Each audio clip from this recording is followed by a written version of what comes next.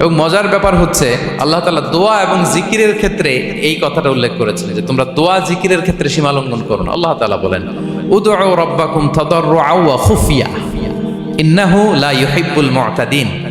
তোমরা আল্লাহকে ডাকো কেমন ভাবে? তাদাররুআ ওয়া খুফিয়া, সবিনয়ে গোপনে, সবিনয়ে ডাকো, চুপিসারে ডাকো, গোপনে গোপনে ডাকো, অল্প আওয়াজে ডাকো।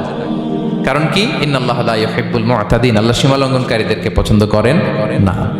তাহলে আপনি যদি দোয়া করেন আল্লাহর কাছে, যখন জিকির করবেন বিনীতভাবে, চুপিসারে, সবিনয়ে, বিষ্ণু ঈসা ইসলাম যেভাবে শিখিয়েছেন ওইভাবে জিকির করবেন। নাকি জিকির করতে করতে মানুষের কাঁধে উঠবে না? উঠবেন না? ওঠে ওঠে, হ্যাঁ ওঠে। দেখেন আল্লাহ তাআলা যেইখানে 3 ফোঁটা দেওয়া দরকার 3 ফোঁটা দেয়, যেখানে 1 ফোঁটা ওইখানে 1 ফোঁটা দেয়। আল্লাহ তাআলা ইন্নাহু লা ইউহিব্বুল মু'তাদিন, আল্লাহ সীমালঙ্ঘনকে পছন্দ করেন না। এই কথাটা ঢুকাইছে কোথায়? দোয়া আর জিকিরের মধ্যে। কারণ আল্লাহ জানে আল্লাহর কাছে বান্দা থাকবে, তারা দোয়া এবং জিকিরের সময় কি করবে? সীমালঙ্ঘন করবে।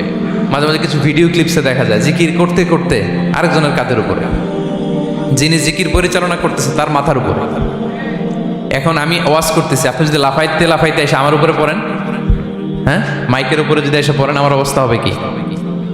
লাফাতে লাফাতে উপরে উঠে যায়, নিজে ইনজুর্ড হয়, পাশের শ্রোতাকে ইনজুর্ড করে, যিনি আলোচনা পরিচালনা করতেছে তাকে ইনজুর্ড করে।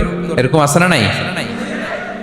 ইন্নাহু লা ইউহিব্বুল মু'তাদিন, আল্লাহ তাআলা সীমা লঙ্ঘনকে পছন্দ করেন না।